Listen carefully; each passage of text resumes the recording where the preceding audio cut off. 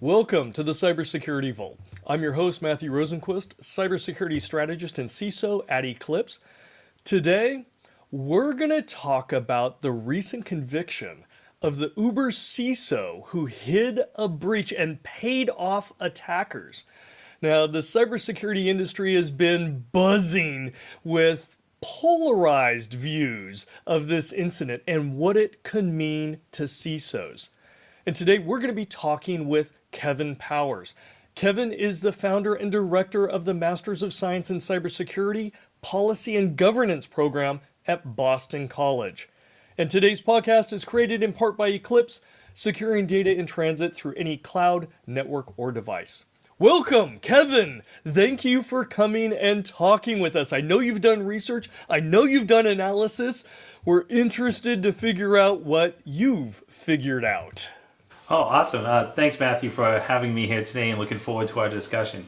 Should be a fun one. So, give us an overview of this case and kind of what was decided, because I know there's a lot of people just see headlines and there's panic and people assume certain things. And give us the facts. Let's start with that before we dive in. Sure. In a brief summary of the facts. So in 2014, Uber suffered a breach, and there was a FTC investigation that was taking place. In 2016, Mr. Joe Sullivan, he became the CISO. He joined the team, and he was part of that investigation. Okay, so he was deposed in 2016 by the FTC as part of the investigation. After his deposition, a week later, there was a breach at Uber of 57 million personally identifiable documents, okay, information of individuals. Plus, I believe there was another 600,000 documents that were accessed involving Uber drivers. So they had their driver's license numbers, their financial. What's another 600,000? Okay. 600,000 alone, right? So you had that take place. And what happened there was that Mr. Sullivan, instead of reporting this up, he never reported to the FTC. Instead, and this is from the facts of the case and what happened at trial, okay? So he covered it up. What he did, he spoke to one of the in-house counsel there, and he told his security team, this doesn't get out here. This is not a data breach. This is not a security breach. Instead, he made contact with the attackers and used bug bounty money, okay? So that's what you'd pay white hackers to come into. You'd pay them beforehand. You'd enter an agreement to hack your system, and then you would pay them. But that's not what happened here. Instead, he used the bug bounty money to pay these hackers, who then signed a non-disclosure agreement saying, one, they wouldn't tell anyone outside of the group, the CISO and others, but then also that they didn't take any of the information or destroy any of the information. It was pretty much saying like, hey, we didn't do what we did, which was they took that information. They didn't have the authority to access it. They didn't have the authority to keep it. So with that, those were the facts. And what came out later was a new CEO came in and they discovered like, hey, wait a minute, this wasn't a bug bounty payout. Instead, we played the hackers. In-house counsel, not the general counsel, but another counsel who worked in-house knew about that. And so did the CEO who left Uber. Okay, so that's the folks who were involved. And when they found out this happened, immediately the CISO was fired by the new CEO, and the same with the in-house counsel. Criminal charges, then came about, and really there was two charges that came in.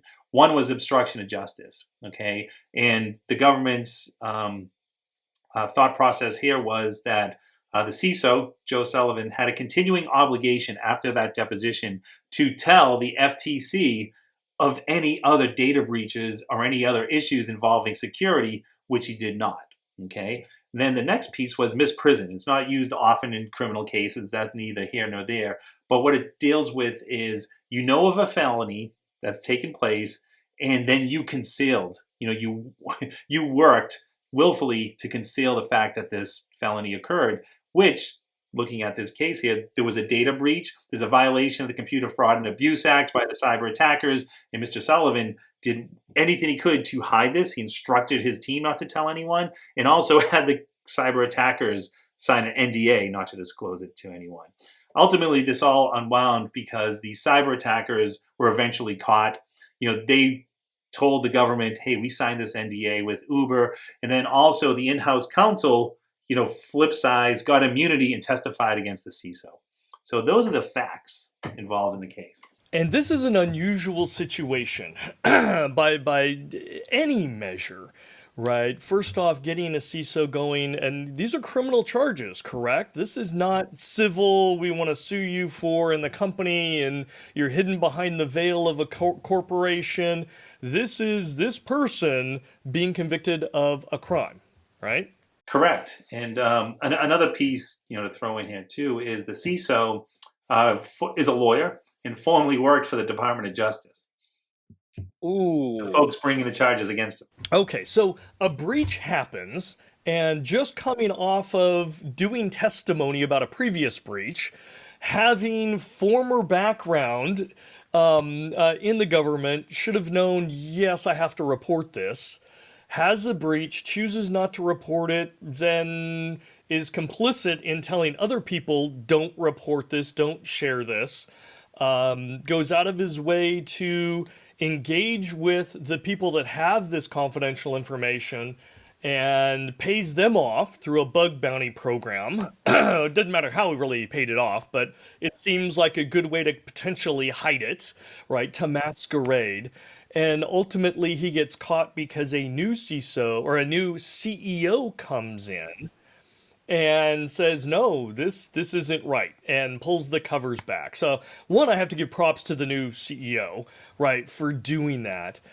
And in my community of CISOs, there has been so much talk about this because I'm not sure, but it seems like it's the first time that a high profile CISO has been prosecuted, criminally prosecuted for his or her actions.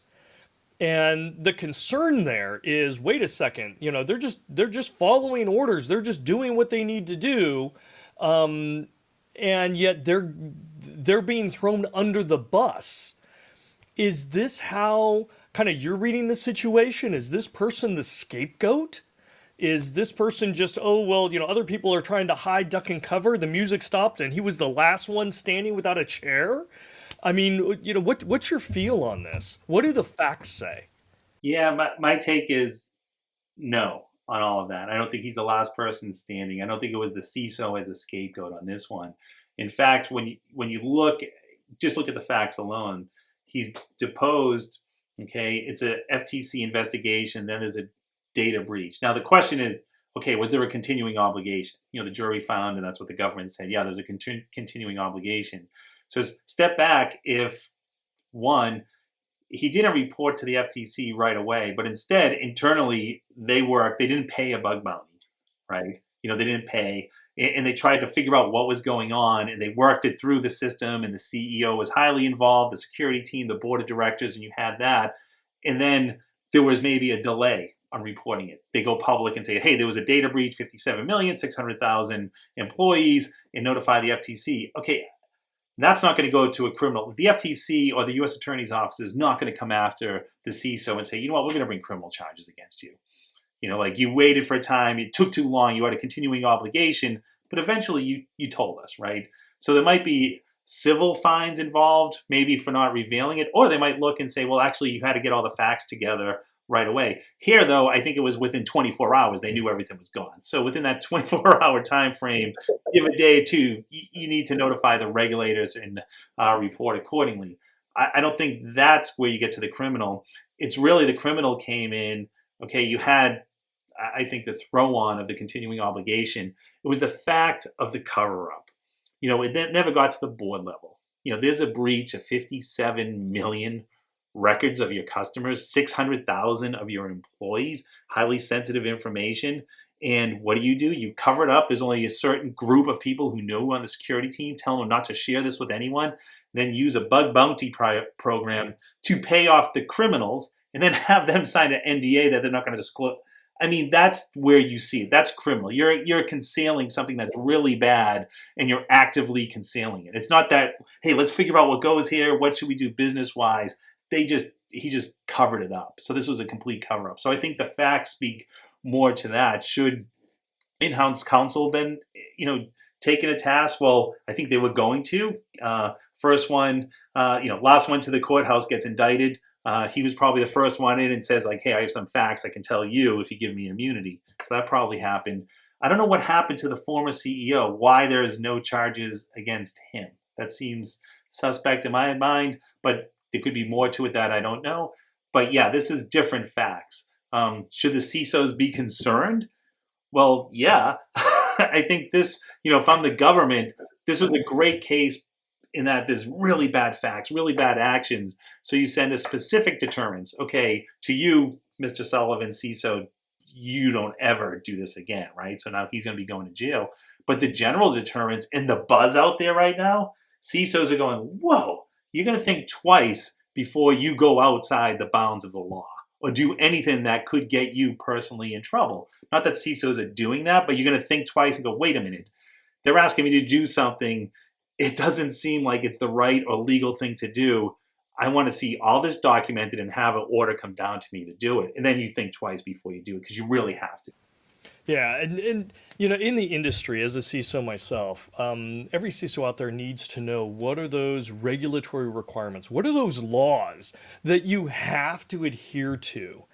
And we have seen in many cases where there have been data breaches, and it wasn't reported in the first 24 hours, but there was good faith.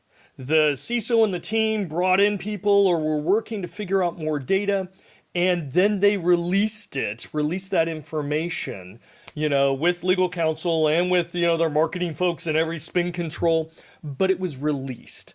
And we have seen where government agencies, both here and abroad, have come back and said, okay, well, we're going to slap your company's hand and we're going to fine you because you didn't release it in time. Your company's going to pay a fee. But that's completely different than saying, no, you, CISO, you are criminally accountable. And I think his actions, right, show that, yeah, he was complicit in a crime. He chose not to do these things. He chose to act in ways to suppress it, to intentionally suppress it, to hide it, to conceal it.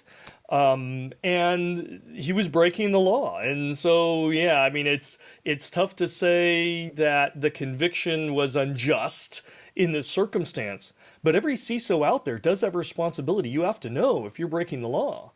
And there are going to be many CISOs, I think, that have, just we'll use a data breach as an example, but there are other laws as well, but may have a data breach. And they know they need to report it in some way, shape, or form. And if their bosses are coming in and saying, no, you are not to release that. We're gonna quiet this down. That's now an ethical question that every CISO has to ask themselves. Do they want to be a part of that? And if that CEO or their boss or whatever says, hey, go find a way to pay them, go do this, go act in a way. And it may not have been in this case, but if a CISO in our position is being told to do that, we need to decide, what are you going to do? I know if I was asked to do that, that would be the day I put my resignation in. I'm sorry, I'm not going to be a part of this, right? I am not going to be complicit. Why? Because I know what the law is. And I'm not going to do it because it's ethically wrong. It's also going to crater my career, as it should. And I may be held accountable personally, criminally, civilly for my actions. And I don't want that either. Mostly for me, it's ethical, right? But still, I mean, there are ramifications. But I also know some CISOs are going, well, you know what? Maybe to counteract this, we should just have insurance. Or we should put in some other controls that we should not directly go through other third parties. Where do you think the industry is going to go with this? How do you think CISOs are going to embrace this? Is it fear and no, we're definitely not going to do that? Or is it, we need to have extra layers of insulation here and insurance and third parties? Why wasn't this under attorney-client privilege? And that way it would be What are your thoughts? Yeah, one, this isn't the CISO's job. Okay, they should not be contacting the regulators or law enforcement or anything like this. This is why you have outside counsel or in-house attorneys, right? So you step back. So any good incident response plan, when you talk about like a determination if there's a data breach, we'll use data breach as examples. Yeah, you want to look who defines what a data breach is. It's not me, it's not you, it's the law, right? What statutes apply to you? So there could be, you're in the United States, you're gonna have 50 statutes right off the gate. Every state has their own, sure, yes. Right? So as a CISO, you don't want to be making that call and you need the coverage and you should. That should not be your call. Your call is to protect the data, protect the systems, and if there's a data breach, start mitigating as best as possible and get back to operational readiness. That's the goal of the CISO.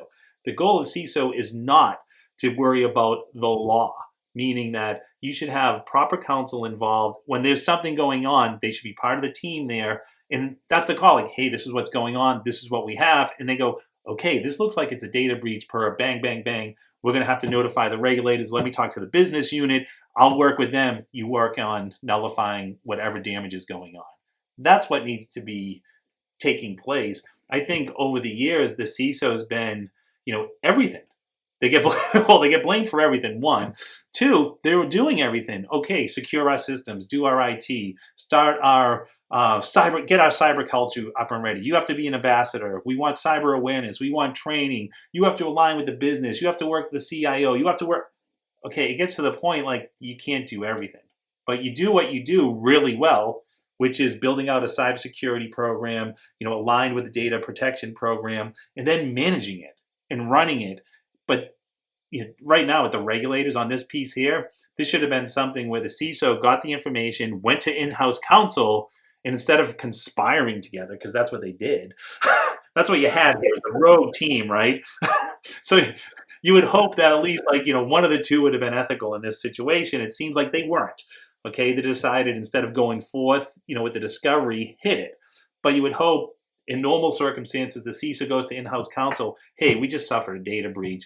Letting you guys run with it. This is what we're doing. Happy to get the team together. We're moving forward. So you're not worried about criminal charges, civil charges, or anything like that. Will you be second guessed? Will you be blamed for the ultimate data breach? Well, that goes with the practice. And what you have to do is just show, right. Yeah, you come in and show we did everything right. It's not a matter of if, it's a matter of when, as they say all the time now. And we did everything best we could to protect. But look how we got out of the situation because we followed our plan, we mitigated, we recovered, and we're back to operational readiness. So that's my take on it. Well, you bring up an interesting concept here, because you keep talking about plan. And I think that's part of the industry best practice. Right. When we talk with, peers and we talk with other companies and even with government agencies and so forth, because they have challenges like this too. It's not unique just to businesses. It can be small, medium, large businesses. It can be government agencies. I work with educational institutions all over the globe. Everybody can suffer these kinds of things. But what you would mention is really tied to industry best practice, right? It's making sure you do have a cyber response plan. If you have a plan and it's documented, right? We think we have a data breach and you're going and you can dust off that plan and go, okay, step one, let's validate whether we really do. Figure it out. Step two, we're engaging legal. Step three, you had marketing folks have to be in, they have to be in everything. Step four, we're communicating, but having a plan that is approved, right? It's approved by legal, it's approved by the CEO, it's approved by the CISO. You've got roles and responsibilities, you know what has to happen. That should eliminate a lot of the risks of those rogue actions. And I've run a lot of crises. A lot of time people are just in panic mode and they don't have their brains, in their head. And so they do kind of crazy things that in hindsight, oh, that was criminal. Well, okay, let's avoid all of that and let's document a plan. And part of that plan, as you were saying, you got to bring in the legal folks. I'm not necessarily a privacy expert. I work very, very closely with privacy teams and industries, and I can say, yes, I know enough to say I don't know, but you got to get the legal folks in, right? Because it's not just the 50 states that you have to worry about. You have to worry about the EU and wherever your customers are at, right? If some of that data was from European customers, you've got a whole different, circus to deal with. And then, lastly, the other part of the industry best practice that I think every CISO should be doing, because again, you got to have your plan, your response plan.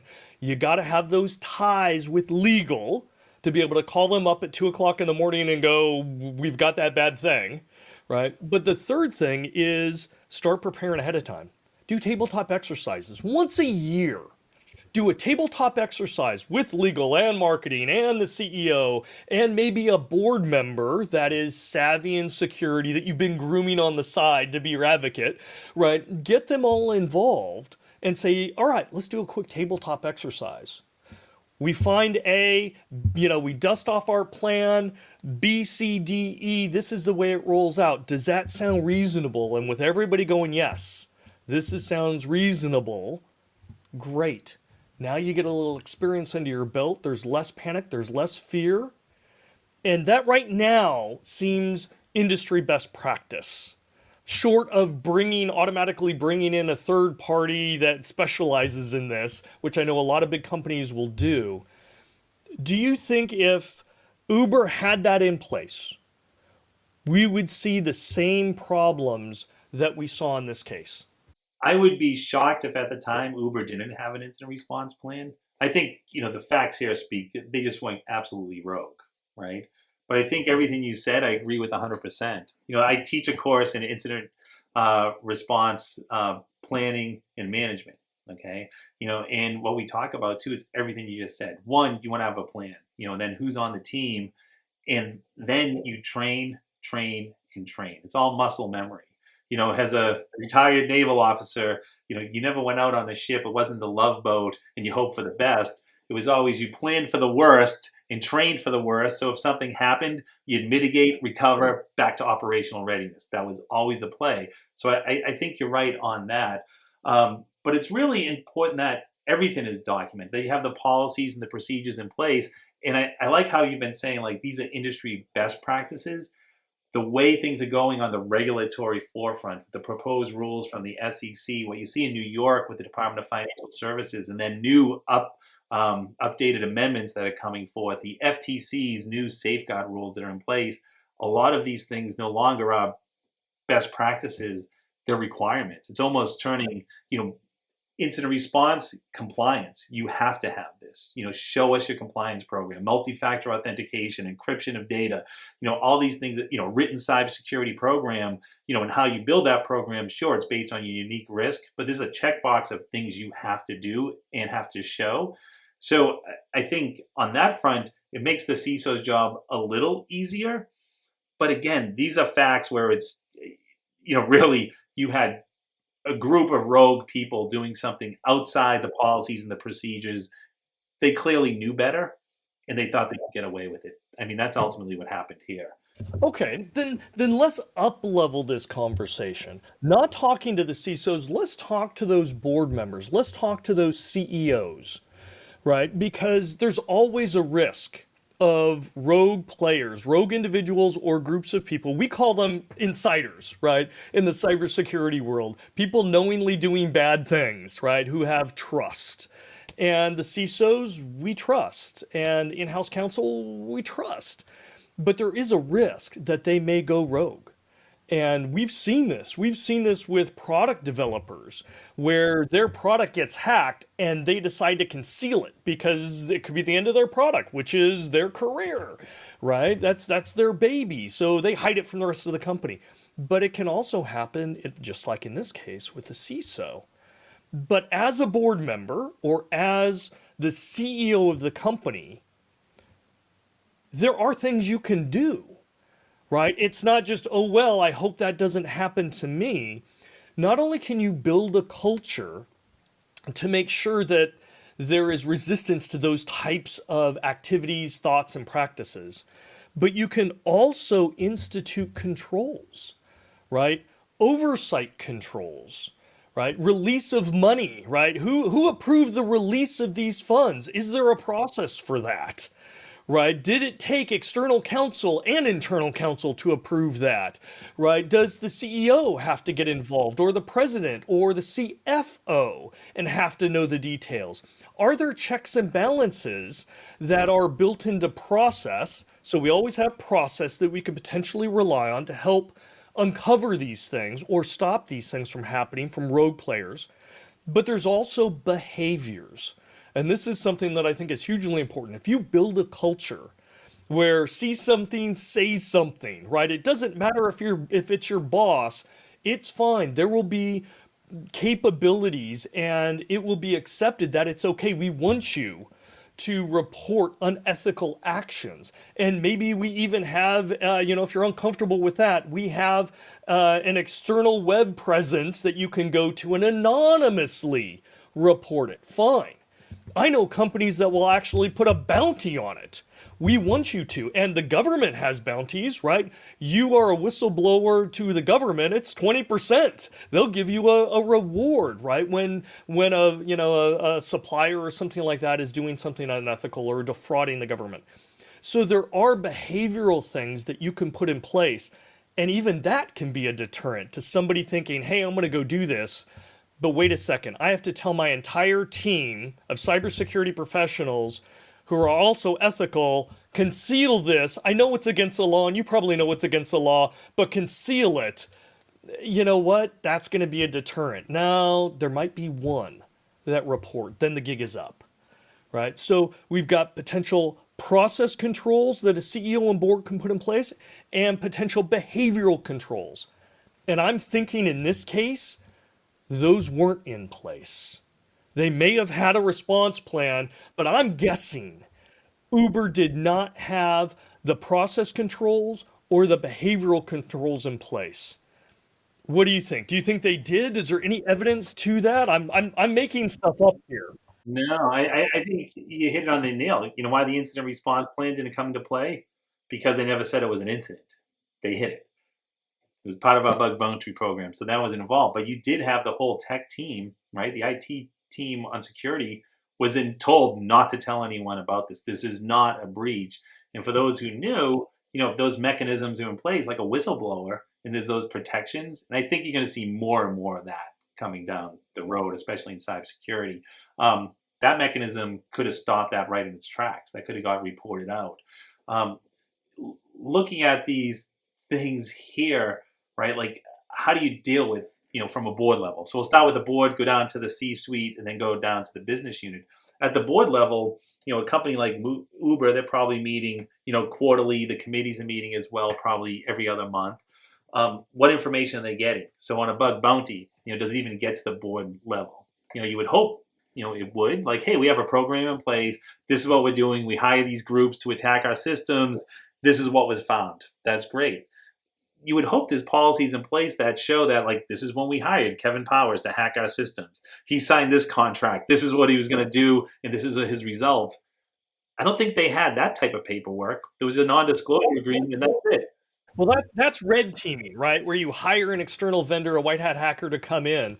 They may have a bug bounty that's just open, right? With, Hacker One or something like that, that says if you find a remote, a 0 day, we'll pay you X amount. Current rate right now for like Apple or Windows is about $1 million. I think 1.5 just got opened up for Signal, right? For a remote bounty. But, and I assume Uber paid, or the CISO paid a good amount of money, It was probably in a the hundred millions. thousand dollars, so that's Okay, that was a good amount of that's a money. good amount of money. And you'd think there'd be a sign off, or if he's signing off on it, but at least there'd be, hey, you paid $100,000 on this. Yeah, I mean, can he just cut $100,000 checks to anybody he wants? Wait a second. And what did we get for it? What did we find? What was the result?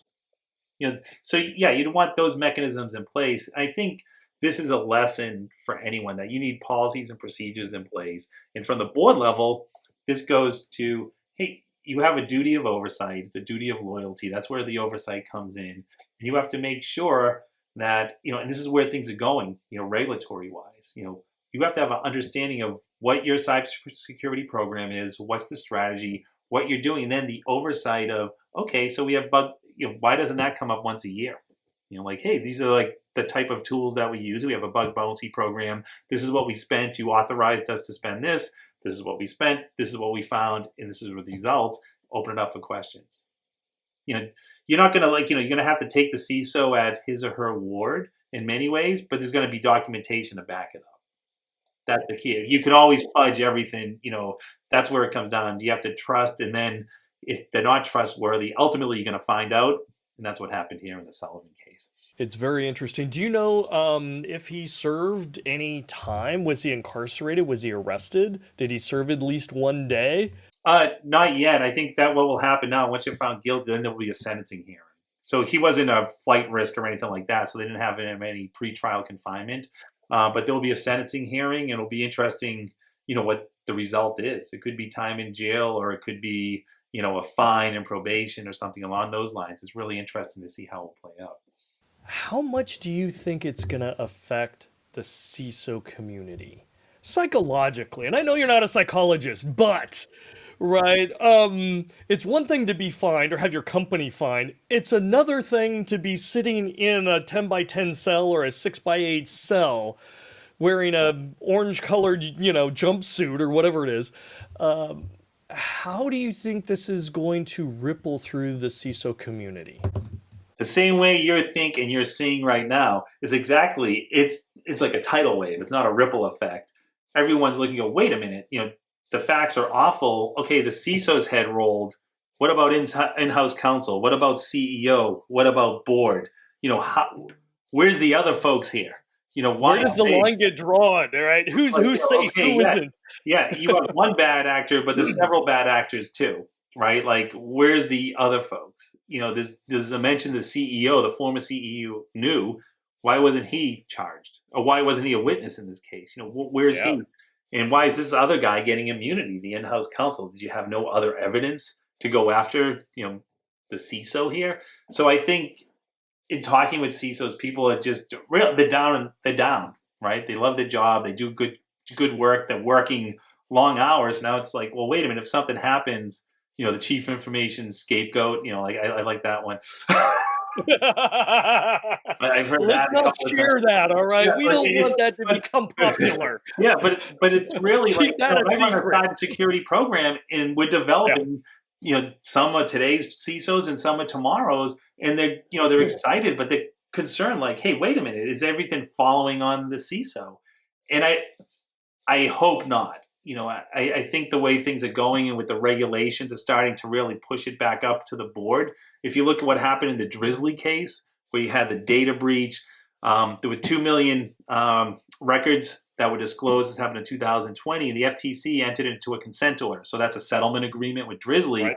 where they agreed to follow best practices over the next 20 years. But the CEO agreed to do this too, that for the next 10 years, he agrees to make sure that he follows best practices has put in place by the FTC. But if he left Drizzly and enters into another senior management position, that order follows him to the It next job. follows Okay, him. it's Yes. huge, right? So that's up at the C-suite. So you can see this moving up with the board, especially with the expertise, their oversight responsibilities with the new SEC rules and other rules out there. So I think there's a change in there, and I think there's going to be more protection for the CISO and an understanding from the regulatory side. I hope, right? Because you never know. It could still be like, hey, the CISO is the target. Hey, we trusted. We had the reporting mechanisms in place. We trusted the CISO. So sorry, so sad. It's all on you. Single point of failure, which makes you the single point of responsibility too, unfortunately. And that's not best practice. Yeah, and I think the CISO really, and it is pushed back on the job requirements. Again, they should not, working on the incident response plan in the team, they're doing that with counsel and the business units, and then understanding what's their role in that. That's controlling the data breach or the network attack. It shouldn't be dealing with law enforcement, the regulators, and things along those lines, right? That's where the lawyers come in. And they shouldn't be worried about, like, hey, do we have to report this?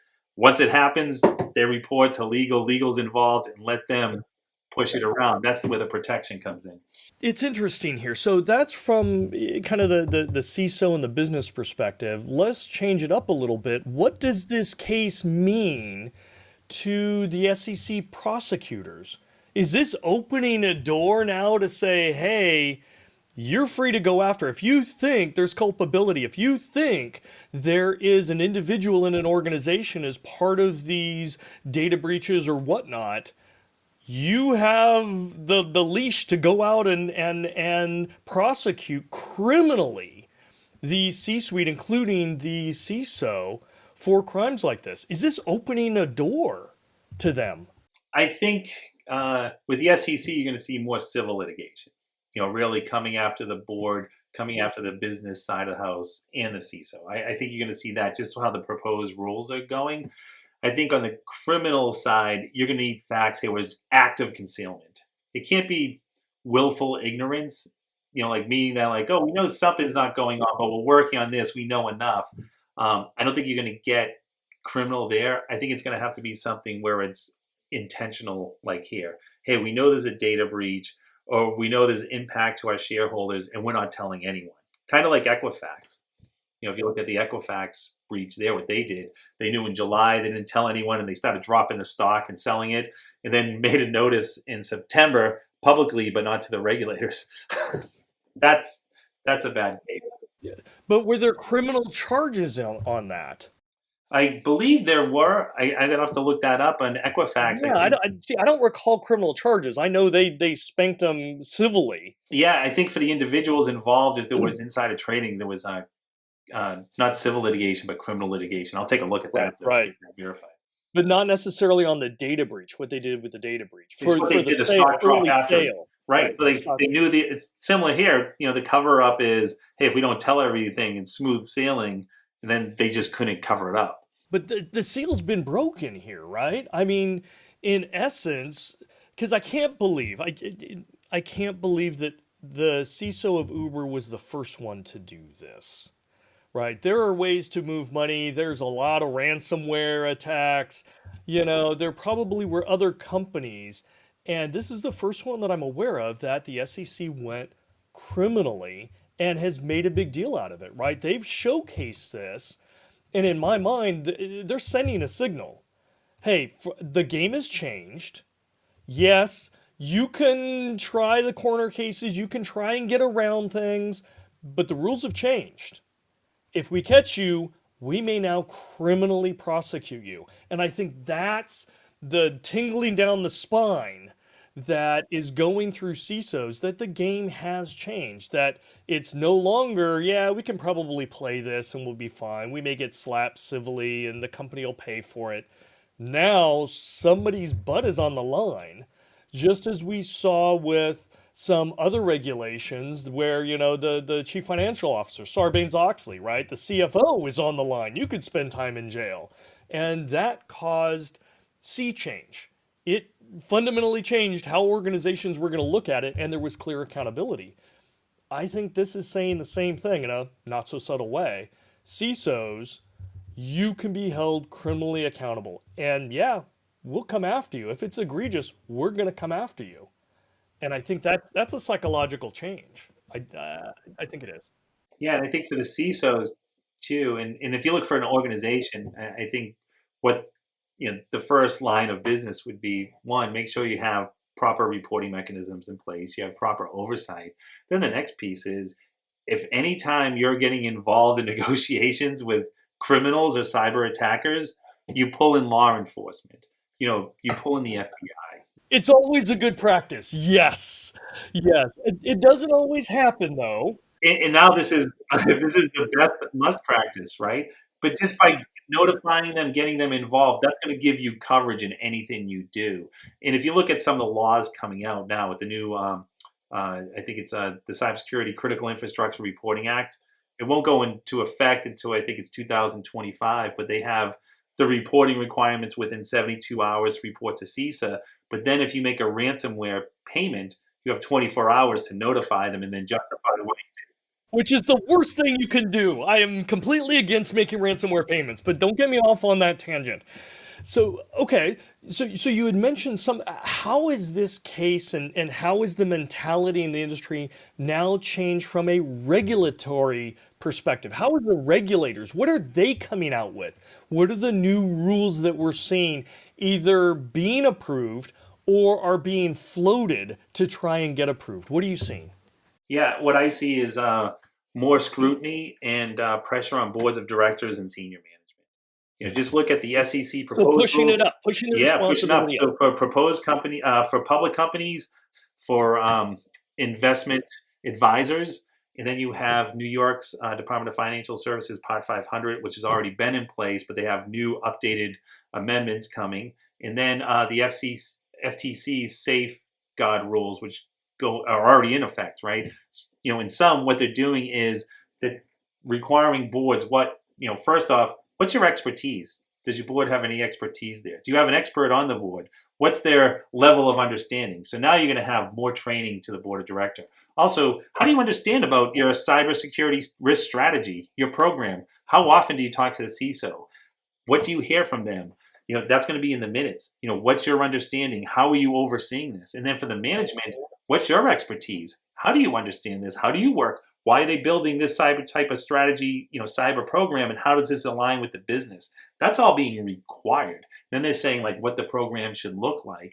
So, and then, like you look at the sign off. So you have the proposed rules for the SEC, those go into effect. So now you're going to disclose this is what we do, this is our expertise, this is how the board and senior management work with the CISO. Okay, then you sign off on that. And if you're not doing that, you just violated the law, right? That's a public disclosure, right? You're lying to the shareholders in the SEC. Um, Same with what's already in place with New York's Department of Financial Services. You have the CEO signing off that we are in compliance with this regulation. Now, if you sign that, that means you are. And if something happens and they come in and do an investigation, you're not, you're in trouble. The same with the FTC. They're saying you have to do this. And then you have to have board insight, senior leadership. So there's a lot there. So I think it's going from the CISO and it's really moving up. And the reason is for the past 10 plus years, it's always been like, hey, we have to get the boards more involved. We have to get senior leadership. And cybersecurity is not an IT issue. It's more of a business risk management issue that needs to be managed from the top down. And you know this. And there's been a talk about that, but it's never happened, right? Some companies do it. The financial industry does it. Most don't. So now you're seeing these regulations saying like, we gave you a chance. Now it's no longer you should, you shall. And that's where things are playing out. Which I think is necessary, right? And I think this also, in a weird way, provides air cover for those CISOs. Because imagine if you're a CISO and you don't have these regulations in place, you don't have this case that came up, and you do have a data breach, and your boss, right, the CTO, CIO, or CEO says, no, keep it quiet. Can you make this go away? Right? We'll allocate some money from this weird little budget here. You go pay whoever has, and we just don't want to hear about it. Right? We're not going to disclose. Now you've got these regulations. You've got this case to go, no, no, it's clear. It's clear. We are not going to violate, it's not, it's in a gray zone. There is clarity. That is not right. That is illegal. I'm not going to be a part of it. Right? And do you want me to leave the company after I say I'm not going to be a part of it? It's not going to end well. So I think in a weird way it provides CISOs that air cover that they need as their role continues to expand. I agree on that. And it's one of those be careful for what you wish for. For years, everyone says, I want to be in front of the board. You're going to be in front of the board a lot. A lot. I think you're going to see the setup of cybersecurity committees or emerging technology committees, and the CISOs will be on there with board members and senior business leaders. And I think it's a good thing. I think it's, like, hey, the regulations are coming out fast and hard right now. Well, they should have done that 10 years ago. You're absolutely right. And I work with a lot of boards and, in the industry, we're telling them you need to have somebody on your board that is cybersecurity savvy, right? And if it's, even if it's on, a sub board member or subcommittee member, but you need somebody there. And it's almost unfair for the boards to think, oh, well, we'll just train somebody. We'll train our financial expert. Well, cybersecurity is its own beast, right? And you may be brilliant in finance, you may be brilliant in IT, but that doesn't mean you're good at cybersecurity. And so you need to have that level of expertise and that savviness to be able to understand and detect when unusual things are happening because you need to scratch a little bit more and get a little more information. And if you're not savvy, someone like this, even if they were reporting to the board, could probably tell you a story that would sound plausible enough that you wouldn't ask those detailed questions and it would get by you. And now you're involved. So get somebody that's savvy, that's on the board about cybersecurity, especially if you're dealing with sensitive information, sensitive data, you're a contractor or subcon, to the government or anything like that. It's an insurance policy. It really is, to make sure you're doing the right thing. Yeah, and I bet you more than half the board would not know what a bug bounty program is. And that's what's Right. important is you get the training of the board on a regular basis on cybersecurity. Maybe like, twice a year they have in-person training, and then you have, asynchronous training where they start learning what a cyber program is, and they develop it over that time. Because I look at cybersecurity now is no longer just the IT issue. It's a core function of any business. Every It's company. everything. It's woven into everything. We have our tentacles everywhere. Right. It's like every company is a tech company, no matter what Yeah. industry you're in. You can be in healthcare, retail, finance, education, you name it. Everything runs on a system. So if that goes down, your business isn't working. So as a board member, you need to understand technology and you need to understand cybersecurity, not to be an expert, but a broad understanding. And then you have that expertise down at the cybersecurity committee, if you have a committee set up, where they're bringing up and they're briefing the board and they understand and they can have an intelligent conversation. So you're absolutely right on Okay, so let's close out with kind of some key messages, recommendations here. We've covered a few, right? You have to have board level, executive level understanding and involvement, right? And even accountability. You need to have a incident response plan, right? I know you teach organizations how to do that. You have to have that, and strongly recommend you try it out, even if it's just tabletop exercise, right? You got to get that muscle memory as you stated. Third, and I'll add this, I mean, you have to be ethical, and you have to have an ethical program for the behaviors, the policies, oversight. You need to do the right things, otherwise it's going to come back and bite you. And it sounds common sense, but a lot of people, when they get in, it's their product that's been hacked. I just don't want anybody to know, or it's their company, or they're just about to go IPO. We can't make this public, right? There are many things that sometimes force us to do things that we shouldn't do, that are unethical, and we have to be able to delineate in our mind and do the right thing. So we have, what else? What are other key things other than don't break the law? that. I think you summed it up nicely. And I think the whole approach is that if you don't want what you did on the front page of the New York Times, where you're going to feel squeamish and you're going to feel like if your mom or your dad, your teacher or your family, would be like, oh my gosh, how could you have done such a thing? You know not to do it. So the key here is like, you stay within the bounds of the law, you do what your job entails, and don't let anyone push you otherwise. That's the key here. I mean, these facts, they're really amazing, how they came out. And you can make the, like, people say, oh, this happens all the time. It's like, well, I hope not, because what happened here is you had a data breach, which is awful. And then what did you did is you covered it up, and then you lied to senior management and your employees and your investors. That I hope that doesn't happen all the time. So I think this sent a good message to everyone to think twice before they do something outside the bounds of the law, and then to do the right thing, like what you said. And then if something bad is happening, you have those whistleblower mechanisms in place that protects the individual who's trying to do the right thing. And they're not just protecting themselves; they're protecting the company and they're protecting our citizens, our community, because that's who invest. Those are our customers, right? Exactly. So I think that's important. We have, like if there's a data breach, fix it, right? That's your job as a CISO, and work with the team. Don't try to hide it. Great insights. Thank you so much for sharing all the research you've done and sharing your expertise here. Really appreciate it. Thank you very much. And thank you all for watching. Be sure to subscribe and catch all the Cybersecurity Vault episodes where we chat with industry leaders like Kevin here to dive into the most relevant and interesting cybersecurity challenges, perspectives, and industry best practices. Thank you much. We'll see you next time.